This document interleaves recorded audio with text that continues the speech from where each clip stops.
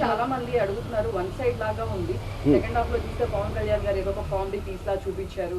One side లా ఉంది అంటే RGV గారు ఎప్పుడు చూపించినా సరే టూ సైడ్స్ క్లారిటీ నిజం అనేది చెప్తారు అని చెప్పేసి ఇప్పుడు వన్ సైడ్ టూ సైడ్ అని క్వశ్చన్ కాదు. వాళ్ళు నిజ జీవితంలో ఇప్పుడు చంద్రబాబు నాయుడు గారు కంటిన్యూస్గా వ్యూహాలు పని ఎన్టీ రామారావు గారిని బ్యాక్ స్టాప్ చేసింది అందరికీ తెలుసు. అందులో వన్ సైడ్ టూ సైడ్ ఏముంది? పవన్ కళ్యాణ్ ఏ మాత్రం ఒక తలా తోక లేకుండా మాటికి మారుస్తూ ఉంటాం అనేది మీరు ఎప్పటి నుంచో చూస్తున్నారు. నేను కొత్తగా చేసింది ఏమి లేదు.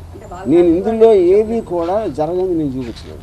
అంటే ఇప్పుడు ఎన్టీఆర్ గారు బ్యాక్ స్టాప్ చేశారు, ఇట్లా వాళ్ళ ఫ్యామిలీ వాళ్ళే ఎప్పుడు దాన్ని ఒప్పుకోలేదు కదా. బట్ మీరే అంటే అదే కదా, వాళ్ళ ఫ్యామిలీకి అభిమానం లేక ఒప్పుకోలేదు. ఎందుకనే కదా ఆయన కంట్రోల్ చేసింది. వాళ్ళ ఫ్యామిలీ తప్పు చేస్తే ఎన్టీఆర్ ఫ్యాన్గా నేను ఎందుకు తప్పు చేయాలి?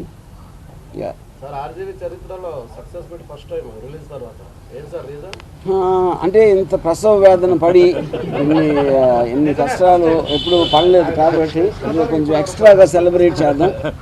అతి త్వరలో చాలా పెద్ద పార్టీ కూడా ఇవ్వబోతున్నాం.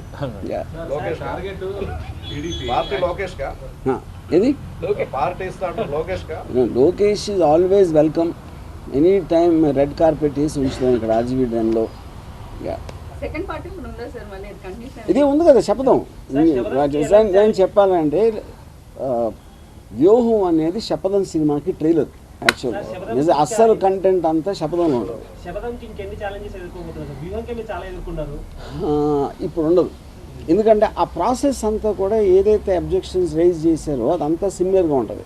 సో ఇది ఆల్రెడీ మనం చేసాం కాబట్టి ఆటోమేటిక్గా దానికి ఉండదు. కానీ ట్రైలర్లో చూస్తే అన్ని పేర్లు ఒరిజినల్ పేర్స్ అన్ని ఉంటాయి. ఇప్పుడు సినిమాలో చూస్తే మొత్తం పేర్లన్నీ మారిపోయాయి. అది సెన్సార్ వాళ్ళు.